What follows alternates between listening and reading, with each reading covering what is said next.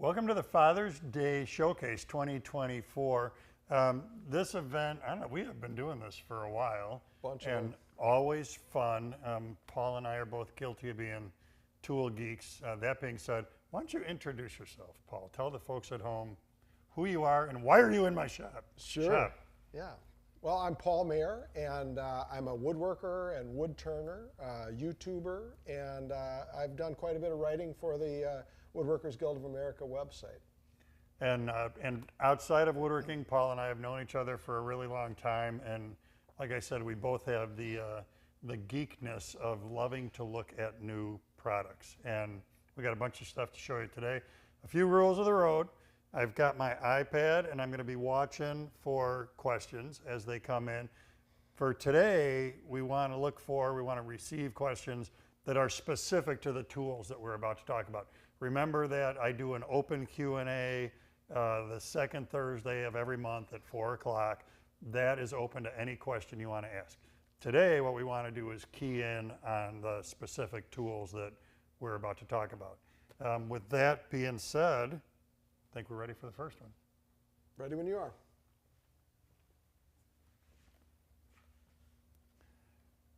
Harvey Tools has come into the woodworking marketplace like crazy. They have got a lot of really cool stuff going on.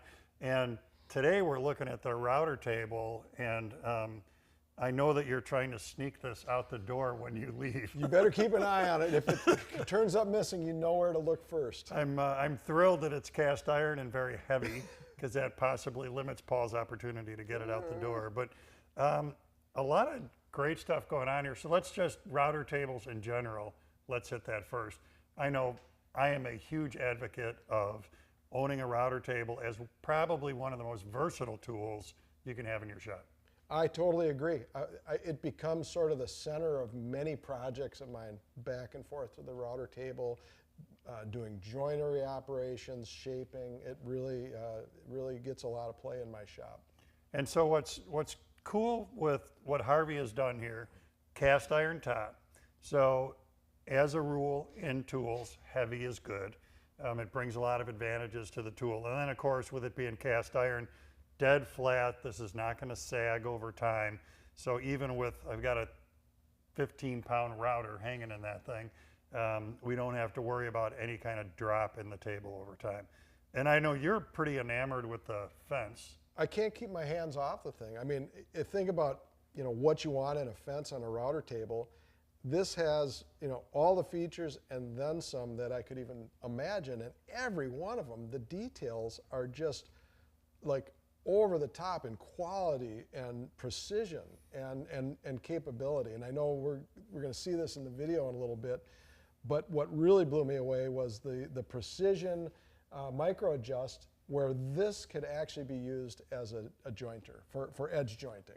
And I'm a huge advocate of knowing how to do that and having a router table that lets you do it. That's the thing. So I know how to do it, and I can't really do it with the router table setup that I have, but this is actually capable of doing that. All right, so because Paul mentioned it, here's our format. We're going to be looking at a video of that we've already shot on the Harvey router table. So let's have a look at that, and then we'll come back. If you've got questions about Harvey, bring those in while the video is running, and we'll answer them when we get back.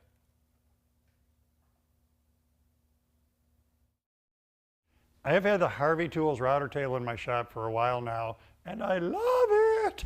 There's so much cool stuff going on here. It's a cast iron top, solid as a rock, dead flat. There's a dust collection box under the top here. So what that's doing, that dust collection box is capturing the router. There's a 4-inch hose connected to it. From it comes the hose to the fence. So you'll see it's one-stop shopping to make sure dust gets picked up off of this thing. The mobility is really good. This is a heavy router table, but there's a foot pedal here you're going to see in a second. That lets me do stuff like that, easily move it around, and then one click, we're back on the floor so it doesn't move when I don't want it to.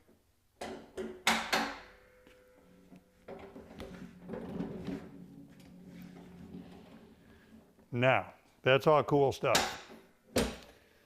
But there's a lot of stuff on a router table where you're looking for precision, joinery in general, drawer locks, lock miters, rabbets and dados.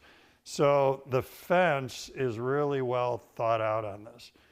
The movement of the fence itself can be done manually. I can pull that back and forth. But more importantly, when you get to a position where you really need to micro adjust, there's a bunch of things going on here. If I lock this component, when I turn this knob, it's advancing the entire fence in small increments in this direction. So for this, you think of, again, something like a drawer lock or a lock miter, where the difference between a good fit and a bad fit is really small parts of an inch. Instead of loosening the fence and making gross adjustments with my hand, I can have these lock knobs loose, use this component to micro adjust it and really finesse it to where I want it. The other thing that's cool is outfeed side only, I can turn this knob, and using that, I can offset the outfeed fence from the infeed fence. If you have not yet used your router table as a jointer, you're probably missing out. That's where that's really gonna pay off. Even if you own a jointer, being able to joint on a router table has a bunch of really good advantages.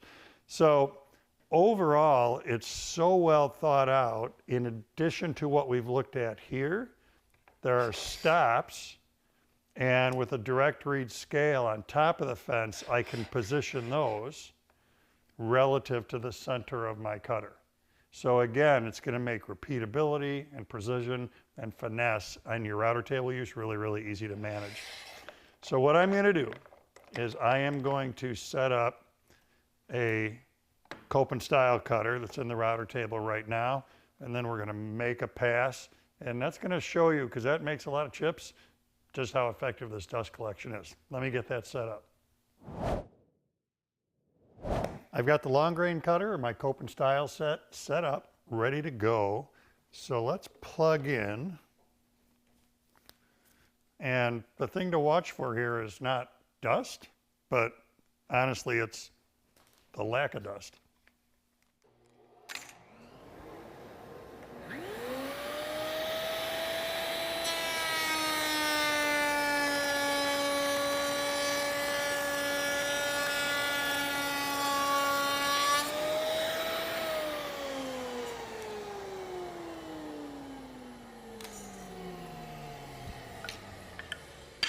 Pretty impressive.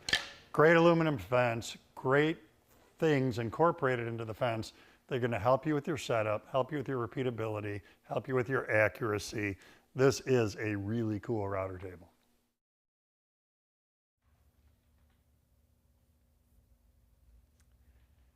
So one of the things we saw too, you had talked about the fence before we went to the video, but we saw on there the dust collection, and this over under, the combined dust collection on this is another thing that I'm so impressed with, because one of the things I think it's tough with the router table is that the chips come off with so much velocity that it's difficult for dust collection of any kind to grab them.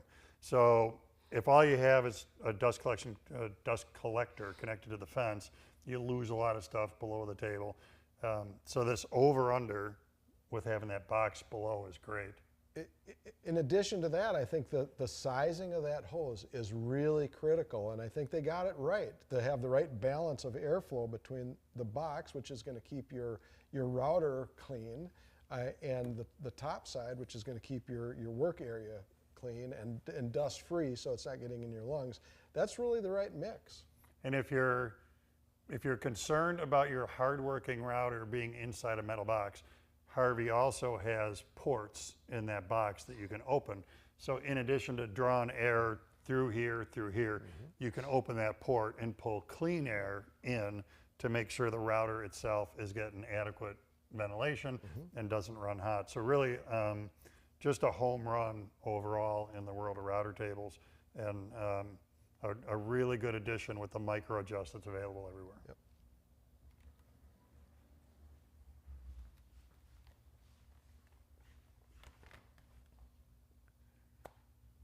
when you drill a hole, you just redid your whole kitchen.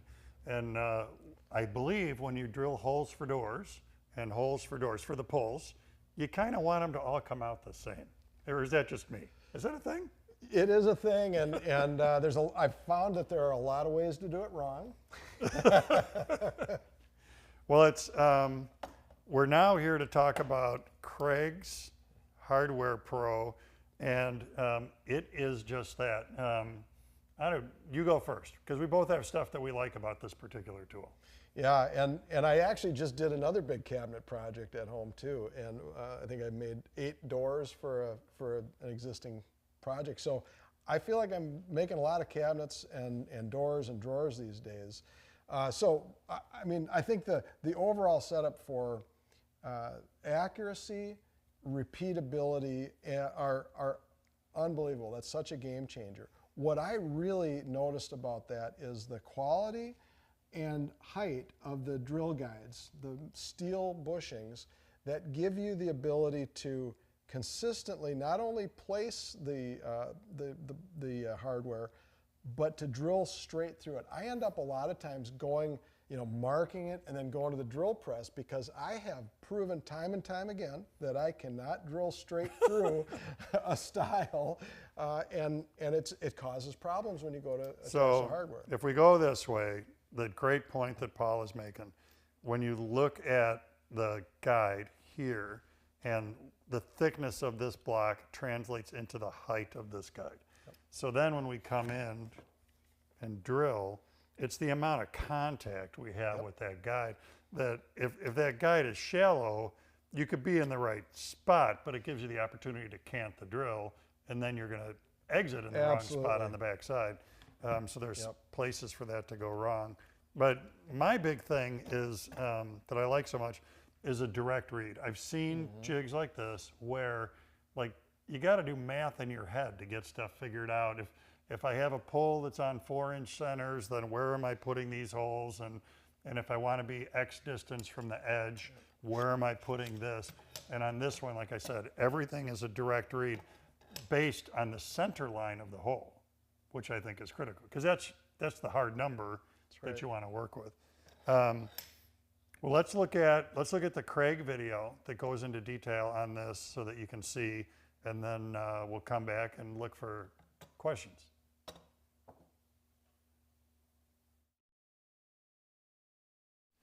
When you're putting hardware like pulls on any kind of doors and drawers, you really want to be consistent with that installation. There's a lot going on here. We want to make sure this is straight. We want to make sure if there are multiple doors and drawers, everything is done the same. Kreg's Hardware Jig Pro is really, really good for this. There's a lot going on here. This is made out of aluminum. The drill guides, you'll see me use those in a second, are hardened, so that means you can use them over and over again without wear. What I really like is that the scales on here are direct read. So what that means is that when I use this, I'm looking at the distance from the center of that hole to this edge. And then same, we're going to talk through a bunch of this stuff. So it makes it really easy to set this up. Let's do the drawer first. In this case, this is a 3-inch on center pull, meaning it's 3 inches from there to there. So 0 is the center. If I set this one to 1.5 inches, pretty sure that's half a 3. And this one to 1.5 inches.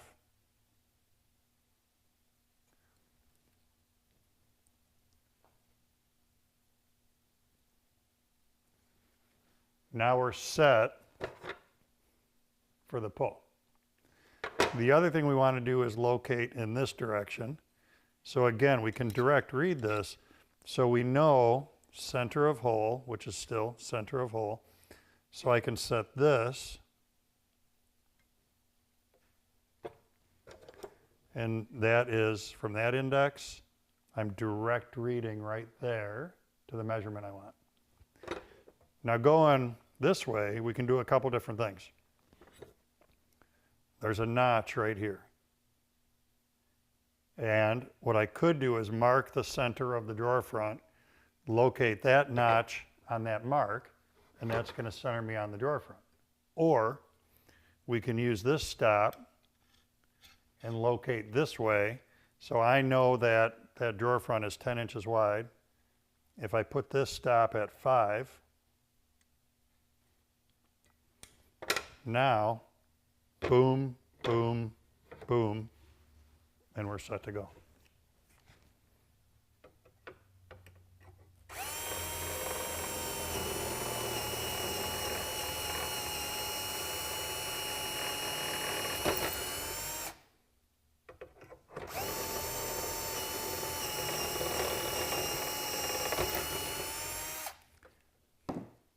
Now again, that repeatability is the benefit to this.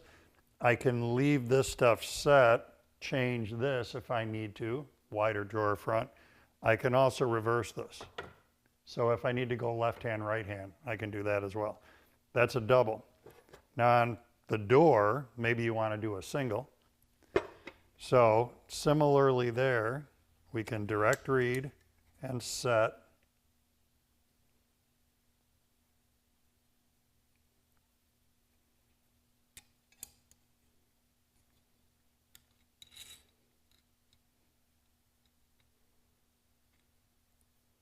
So that this is now putting me on the center of the stile this way. This is putting me the distance down from the top corner I want to be.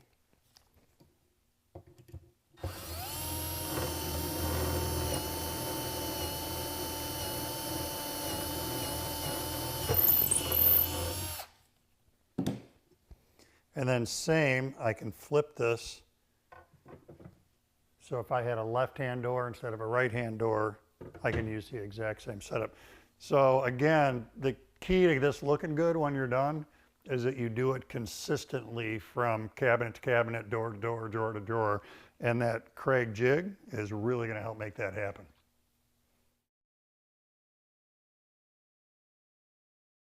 That I was impressed with the Kreg Hardware Pro is the thumb screws on here are small. And I got to say, initially I was a little concerned, like, can I get that tight enough to repeatedly, so it stays in place through repeated hole positions? And the answer is yes, that there's plenty of leverage here to lock down that thumb screw and hold, so that, again, with that repeatability that we keep talking about, you're going to get that as you go from hole to hole to hole and not worry about this moving.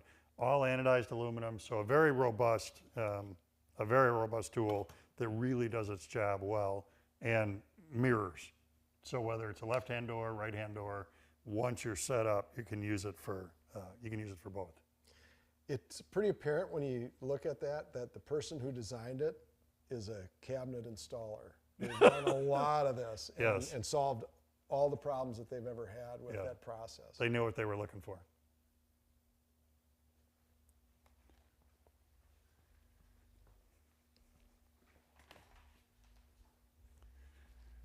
Power carving has become one of my favorite things. And one of the things I really like about it is that you start with this chunk of wood, and it's such, I've used the word organic over and over again, but it's such an organic process where really instead of like, you know, if we build a cabinet, it's built to these dimensions. And even if you turn a bowl on the lathe, you've got whatever, a 12-inch blank, you're probably gonna make an 11.5-inch diameter bowl. With power carving, you just flow with the wood, and it can be kidney shaped or pyramid shaped or egg shaped or whatever, and you can work with it. So a big gain in that world is from Arbortech, and the turbo scraper that they've come out with is crazy cool. And in your lathe turning experience, you've used negative rake lathe chisels, as have I. So the benefit to negative rake on a lathe is that if you're up against woods that are prone to tearing, if you're turning epoxy, negative rake comes into play, and we can apply those physics or cutting tool geometry to what's going on here. It's also, you know, same analogy with the lathe, those negative rake scrapers are way less grabby. Yep. So it's less dangerous. It really is a safety factor, which I really believe to be the case here as well. And the thing to really liken this to, if you're a flat woodworker, is if you've used a cabinet scraper or a card scraper, it's a very similar cut that we're getting from this. And where we default to those in woodworking is when you're up against gnarly woods that would otherwise tear out badly with other cutting tools, then we default to that card scraper or the cabinet scraper. Yeah, it's a surprisingly smooth surface that you get. You're using something that kind of reminds you of a grinder a little bit. So you're going in there, you're not expecting to get such a clean, smooth cut. It's a cut rather than an abraded surface, which is a huge difference when you go to, take that through a few grits of paper, get to a final finish. You can get there a lot quicker. And I think you can get there a lot better when you're starting with a planed surface like that instead of a torn surface. Yeah, because otherwise you're just fighting that tear out throughout the sanding process. Exactly. Well, we put the turbo scraper to the test. We put it up against a maple burl. Let's have a look at how that went.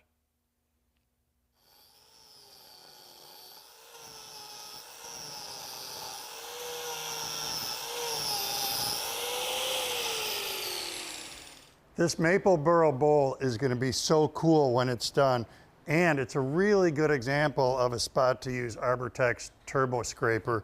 What we've got going in a burl is grain that's going in about 400 different directions. It's part of what's going to make this look really cool when it's finished and literally has finish on it. When it's been machined and sanded and a coat of sealer, that grain dynamic is going to be absolutely amazing. What is great about the turbo scraper for this is that we've got these negative rake cutters that do a great job, very similar to the way a card scraper or a cabinet scraper works, where when we have these gnarly woods, it does a really nice job of cutting, not tearing. Now, my setup here, there's a couple things involved with this. So let's turn the clock back a little bit and look at how this bowl got to this point.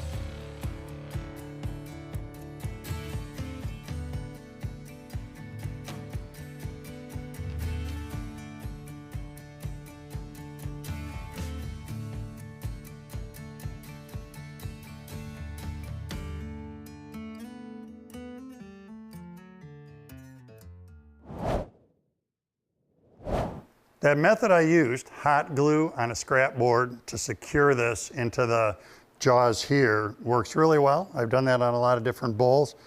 One of the things I really like about the turbo scraper is that if you've seen the chainsaw style cutters you can do this work with, this is so much easier to manage and I find so much safer to use than those style of cutters. So in addition to the great surface finish it's leaving behind here, the way that it operates, very user-friendly. What I'm gonna do is fire this up again, keep taking away anything that doesn't look like a bowl in my burl, and then once the machining is done with the turbo scraper, I'll sand this, I'll get a coat of finish on it. This is gonna be a really amazing looking piece.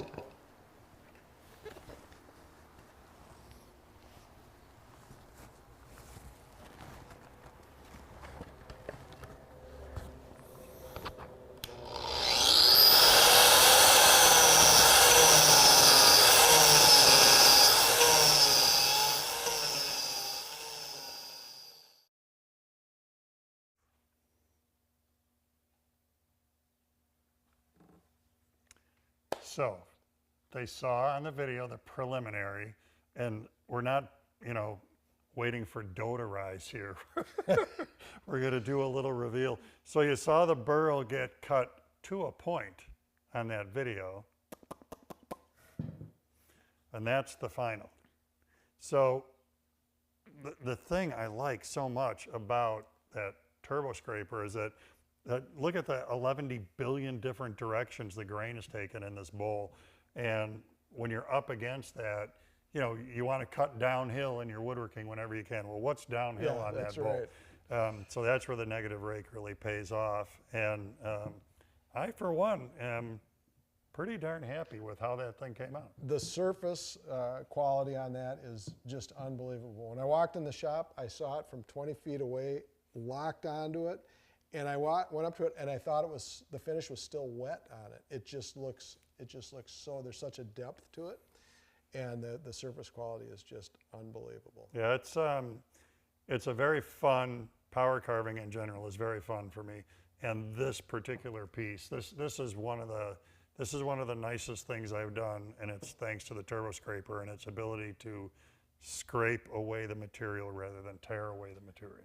Yeah, they've done an amazing job with that in a way that you have just smooth passage across the wood, and it doesn't feel scary and grabby when you're making contact with the wood. All right, I'm going to peek here for questions. If you don't have a question, I have one for you. Hit me. Well, you can. Okay. I can do both. So you get quickly addicted to whatever woodworking thing you're working on at the moment. or whatever I'm doing at the moment, but yes, okay. So you're like I am, hopelessly addicted to turning on the lathe, turning bowls in particular, and now you've got this kind of passion. How do you choose when you're going to turn a bowl? Like this would have made a good bowl blank. Well, and you made a bowl. Even though you're a turner, I'm going to disagree with you on this as a bowl blank because it's such a funky shape. So when I looked at this, and I've had this piece of wood for a while, and when I looked at this and I'm thinking about like, well, how am I going to cut my blank? To put it on the lathe, how am I going to cut my blank out of that?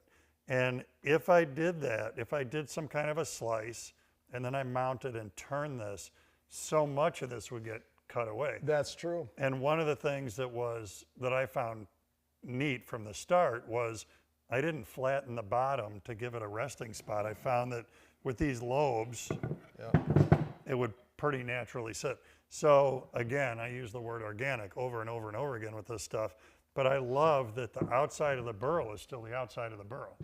And then as I cut, different from a lathe on this one, I mean, clearly I took way more wood out here because there was more meat in that lobe. And then I took less out over here because like right there, it's almost through. It's very, very thin right there. So it gives me that micro control to do whatever I want and shape it however I want. Yeah, that's a great point. You definitely got more of your money's worth out of your blank, if you will, with this. Because now that you're saying that, I can visualize, okay, if I would put that on the lathe, I would end up with a bowl about the size of a Cheerios bowl. Yeah, it'd be the grain would be pretty, but you'd lose the natural rim, you'd lose the live rim here, and then, you wouldn't have quite kind of as much of an art piece maybe as this one is. Yep, great point. Okay.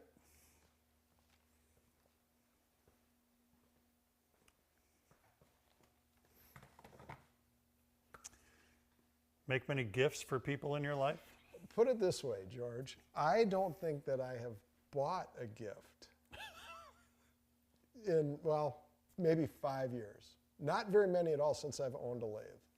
So what we're after here is Penn State has so much cool stuff that, that you can turn on a lathe, and it's basically anyone you know with any interest they have, you can make a thing for them. So we've got an array of stuff here that's already been turned, and it's everything from pens, which cover a variety of topics, golf, hunting or shooting, religious, and then also there's a crochet needle. And one of the things that I really think is neat about that is there's a whole set of these, and they're interchangeable with different size hooks. I keep calling it a needle. it's not a needle, it's a crochet hook, and a seam ripper, which I'm actually very excited to have because I'm doing more and more sewing. So again, the point out of this being that regardless of somebody's interest, you can find something for them. Totally. And the other thing, a question we get a lot is, I'd like to monetize my hobby a little bit. Do you have any ideas? Well, there you go. That is the way. Imagine you're sitting at a craft show a few months before Christmas or Father's Day or Mother's Day or graduation with that array of stuff, and you're satisfying so many categories of what people like to do. Absolutely right. And I've looked at that from so many different angles. You know, how can you make money wood turning? If you want to go to, you know, do craft shows, sell stuff on Etsy, whatever. I keep coming back to this is the way you would do that. And in addition to the kits that allow you to satisfy categories of hobbies, the other thing that's great about Penn State is the materials that they have available. So you can see some of that in what we've got down here. There's some resin, some epoxy, a stabilized burl, that's that crochet hook. The wood used in this religious themed pen is actually olive wood from the Holy Land. So a piece of antler. So in addition to customizing by category choice, like, you know, what the pen says, the material also allows you to customize it for jiving with whatever that hobby is. Yep, totally agree. And one other, I guess, plug that I would make would be if you have, you know, any sort of anxiety from whatever source in your life, this has proven for so many people to bring not only a sustainable kind of relief on demand, you can go out and quickly get into that flow state and just have that endorphin release and get to a happy place very quickly, very reliably. With a look at the size of this setup. I mean, you very can small footprint. do that just about anywhere and not at a huge investment. So I'm a huge believer in this for not only the reasons you're describing, but just what it can do for a person. So speaking of look at this setup, let's have a look at this video because I talk about in the video the lathe itself and go through the process of making one of these pens so you can see what that actually, the turning process looks like.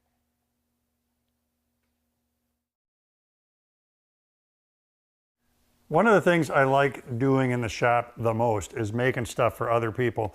And a lathe and all of the stuff from Penn State that goes with it is a really good way to make gifts for other people. So let's first talk about some gift ideas, and there'll be more of that. And then we'll talk about how we get there. So here are some examples, pens and a crochet hook. How cool is that? And what's cool about the pens that Penn State has available is there are so many different themes. So in this case, this is the footprint quote that you may be familiar with. This one is for the golfer in your life. This one is for the hunter or marks person in your life. This is for the crocheter in your life. And then you'll see there are other things that we can do as well, a huge assortment of other things. The other thing that's neat about this is that, yes, we're in a woodworking shop, but that doesn't limit us to wood. This is oak, but this is antler. This is a stabilized box elder piece. So Penn State has this huge expanse of stuff available from which you can make this huge expanse of gifts. So it all comes together to allow you to either make really cool specialized gifts for people in your life or make these things to monetize your shop. Imagine selling these crazy cool things at a craft show right before Christmas. You're not going to be able to make them fast enough. So how do we get here? Well, first off, you got to have a lathe. This little Turncrafter lathe is cool because it's got a lot of juice. It's a 3rd horsepower motor. So in addition to what we're about to do, you can turn small bowls, you can turn pepper mills. One of the things that you're probably going to need in the course of your turning is a drill chuck. And that's going to go in the tailstock and allow you to do a lot of different stuff here. This lathe comes with a drill chuck that'll go into the tailstock. Very handy. It also comes with a cone center. And again, as you get into your turnings. Very handy thing to have. One of the things I like about it the most is you do not have to put your hands in here and change a belt on different steps to change speed. You just turn it on, and if you can use a dimmer switch on a light, you can change speed on this lathe. So we're getting RPM readout right there by turning this dial. Of course, I'm increasing, decreasing. It's so simple to do. And one of the things I like about simple is then you're gonna do it. So when it's this simple to change speed, that means you're gonna take the time to get to the right speed, as opposed to a belt on step pulleys. People tend to just rock on with the speed they're at because they don't want to take the time to make the change. So this gives us a speed range of 300 to 3,000 RPM. That's going to really do a good job of covering your bases. The other thing we got to do is get where we're going. So where we're going is that I'm going to show you how to do one of the golf pens. Common to these kits is some kind of a barrel like this. And that brass barrel is, in the end, what's going to support the mechanism and everything else that goes with it. The barrel goes inside a piece of wood. In this case, that's curly maple. It's going to look really beautiful under finish. You get going with this by drilling a hole that's the right size for the barrel. And in addition to having the kits, material you can work with, Penn State also has the different size drill bits you need for the different size barrels. The next thing is to get these fastened together, and CA, cyanoacrylate glue, is what you want to use for that. So a bead of glue here.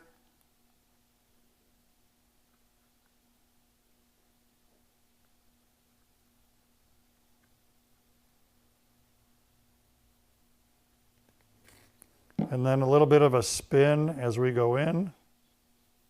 And as it gets close, I like to just finish that with the glue bottle so I don't get it all over my pinkies. CA glue dries really fast, so I'm going to give that 40 seconds or so, and then we'll come back and look at the next step. Next step, we have to clean up what we've done here. And what I mean by that is that when that hole got drilled, maybe it wasn't perfectly perpendicular to the end grain, so the barrel's in, the glue is dry, we need a trimmer. And this is just the right size to go inside the barrel. It's going to clean out any glue that got inside there. Then this is going to brrr the end grain there so that we know they're on the same axis when they're done.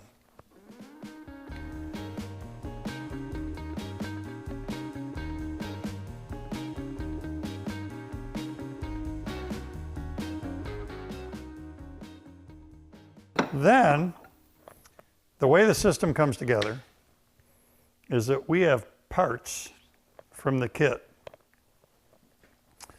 So here's some parts from the golf pen that I'm working on. These parts, the diameter of these matches the diameter of the bushings I have on here. So that's what tells us when I turn this, basically, those bushings tell me when to stop. Because again, the diameters match up. So they become gauges that I can use as I'm working on this. Then all of this is going onto a mandrel. And on the mandrel, we can capture our work, have the guide bushings, have the material, and make sure I'm not hitting.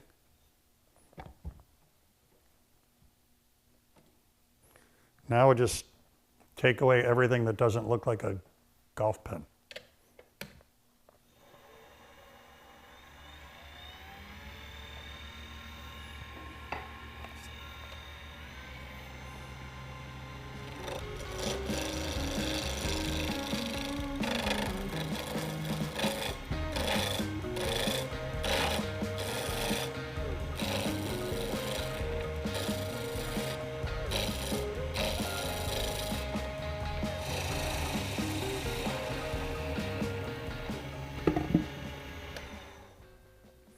So as you're turning, we are watching the guide bushings, that's controlling the diameter.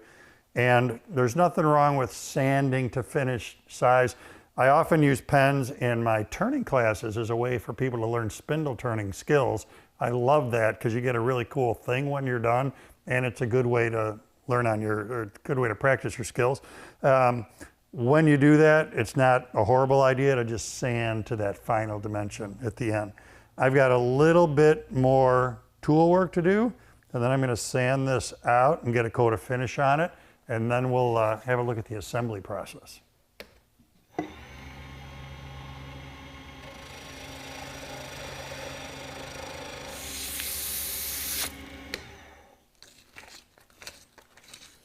All right, 1 second, and I'll throw some finish on there.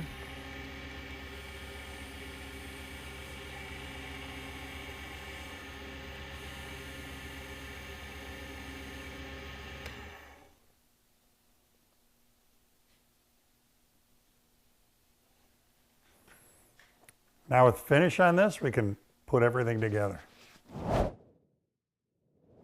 It's hard to beat Penn State's jig for putting these things together, and as an extra benefit, if you do something wrong, it also helps you take things apart. So the directions that come with the kits are really, really good. You just need to follow those, and we're going to press parts together here.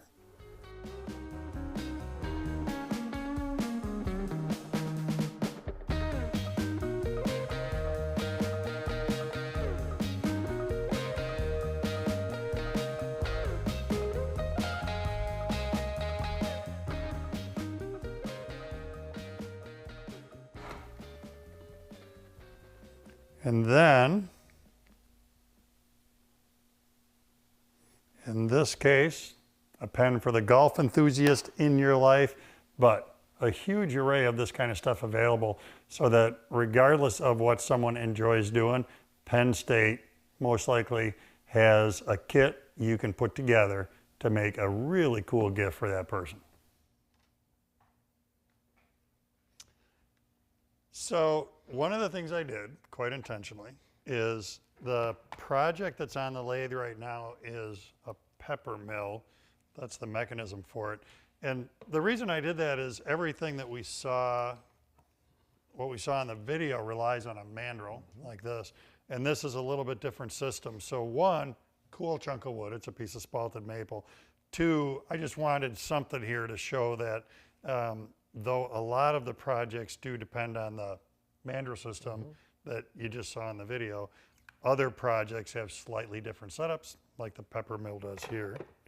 So let me peek here quickly. All right, we're set. I would make one last plug.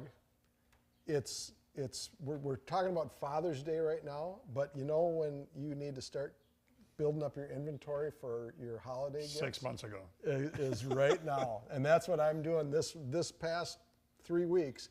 I've been at the lathe nonstop getting my holiday inventory set. So it's, I often half jokingly say, Christmas Eve is not the time to start prepping for the gifts you're giving on Christmas Day. That's right. Anticipate that a little bit, like now. You'll thank me later.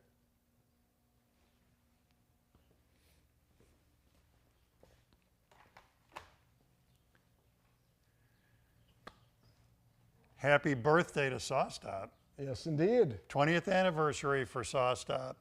And what a game changer in the woodworking world. And there are a lot of things going on here. And the manner in which I very commonly talk about this saw is it's a really, really good table saw. And hey, you know what? It's got a brake. Because the brake is wonderful. The flesh sensing technology, the protection is a wonderful thing. But there's no compromise in the table saw itself that you're getting because you're getting the brake. They put the brake on a really well engineered saw. And there's so many little facets to that. How you align the blade with the slots in the table, you know, all the setup stuff. And in my particular case, this is a 2007 vintage SawStop and running just as well today as it was the day I got it. You know, another thing that I think is really standout that doesn't get as much attention on the SawStop is the dust collection. I think that they were pioneers in getting it right table saw dust collection. If you look inside the cabinet, the way that they've designed the dust, it shrouds right up to the blade. right up to the blade, and that was a game changer in the industry. And kudos to SawStop for really innovating there, and it really works. That design really draws the dust out, keeps the air clean. And adding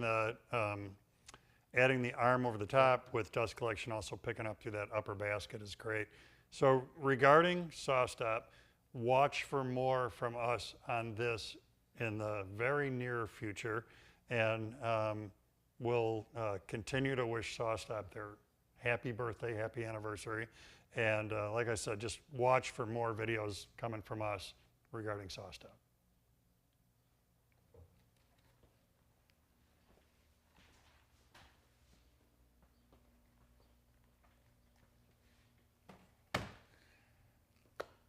You're a DIYer and a woodworker. Yes, indeed. Use a miter saw much? Lots of cycles on the miter saw.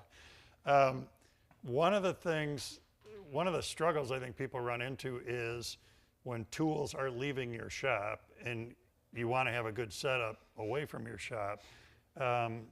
That's a big thing that Redhouse is addressing here with the Easy Wings. This is as nice a setup as I would have on my miter saw as a shop saw, and it also works away from the shop. For sure it is. It's way nicer than the setup that I have in my shop, in fact. And I've got a really nice setup. So one of the things I very intentionally, in the video you're about to see, Easy Wings, which is this and a base here. The Easy Wing setup you're gonna see is on a portable Milwaukee setup that we're using away from the shop. But I wanted to set it up here because this is the other configuration you can use it in, which is on a bench like this. The wings have their own legs, and you can level all this in, get it aligned with the fence on your saw to make sure that this setup works for you, and again, in either application. I think let's look at the video, and then we'll come back and talk more about the Easy Wings.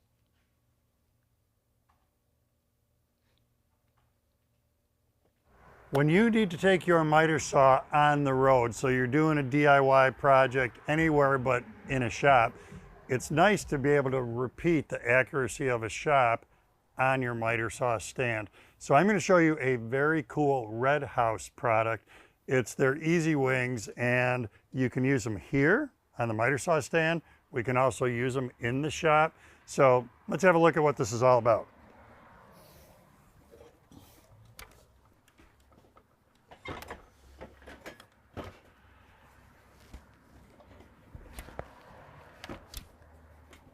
Now, starting here, this component that I've attached to my miter saw, that's part of the system. That's part of the Easy Wing system. So that can stay on with the saw. Then we're going to extend. And we're going to extend.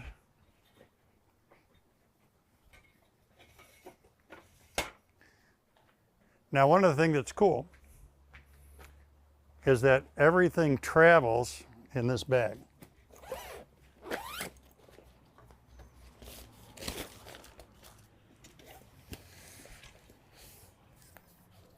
So what you're going to see happen is I'm going to put this extension onto the component that I just showed you, and what will be happening underneath there is that this dovetail is going to engage with that aluminum component to bring everything together.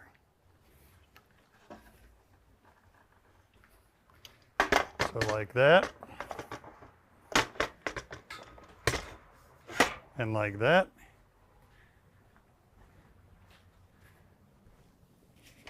Now, while I'm taking this one out, let me show you.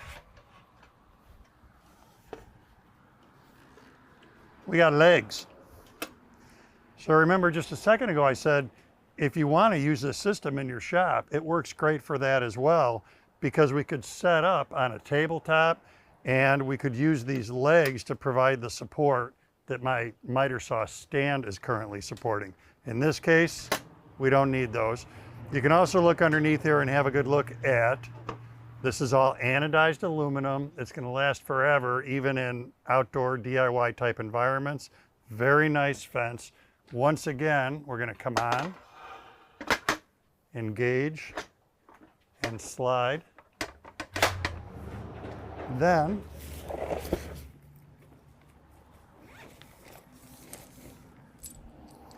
a couple of bolts.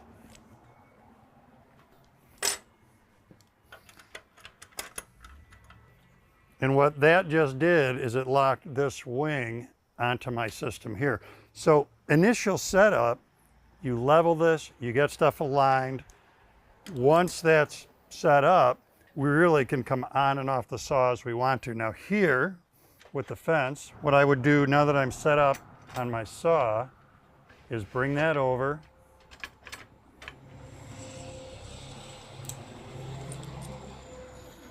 And then, with a long straight edge, we can use the system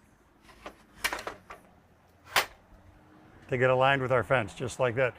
Redhouse has done a really good job of thinking through the individual components so that they play nice together to give you this great system with the easy wings once you're on your miter saw. In the wings, there's a T-track, and I can take advantage of the T-track in order to use a stop block. These accessories are commonly available. Redhouse also sells them. So with that, I can get that locked in place. Now, of course, I can butt against it, make repetitive cuts that are all the same size.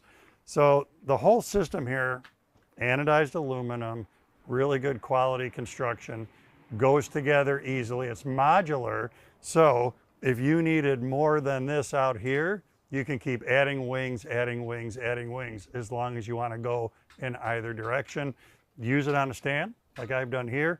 Use it on a bench top if you want to use it inside that type of environment. It's a really cool addition to your miter saw. So in addition to the modularity, is that a word, of this system? Yeah, absolutely. Modularness. I love that it all fits in a bag. Yeah. Because like, you don't want to be stumbling around with these pieces, awkwardly getting them from your vehicle to wherever you're working. And it's a nice bag. Like, you know, sometimes you get a bag for something and it's like, how did they ever get the stuff in here in the first place? It easily fits in the bag. It's very, very portable. And the whole thing as a system works great. And I like too, sometimes you see these and they didn't think of the whole idea of stops for repetitive cuts. So there are a number of ways, you saw one in the video, where you can add stops to the system so that when you're cutting whatever it is, rails and stiles for a cabinet or trim for a house, you can repeat those cuts over and over again. And important to know too, you can build this out in a direction as far as you want. So if you really need to have a lot of length to one side for longer trim or something, you can do that.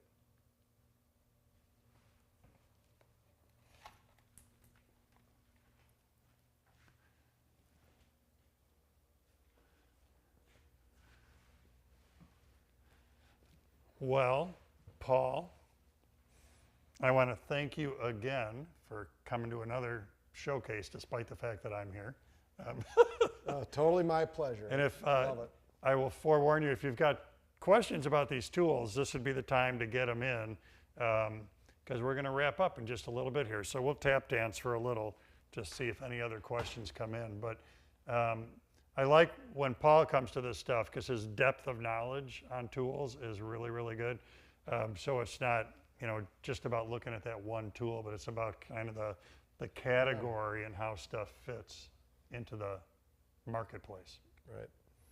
And a long history on Paul's part of working with and disassembling and reassembling, not just using the tools, but getting kind of the engineering, getting into the engineering that's behind them. It's an addiction, and yeah, no end in sight. Yeah. So for Woodworkers Guild, you can watch for upcoming lives. As I mentioned at the start of this, second Thursday of every month, 4 o'clock Central Time, is the general Q&A. And we'll be back on that schedule with the general Q&A starting next month. And I'm going to peek one more time for preguntas.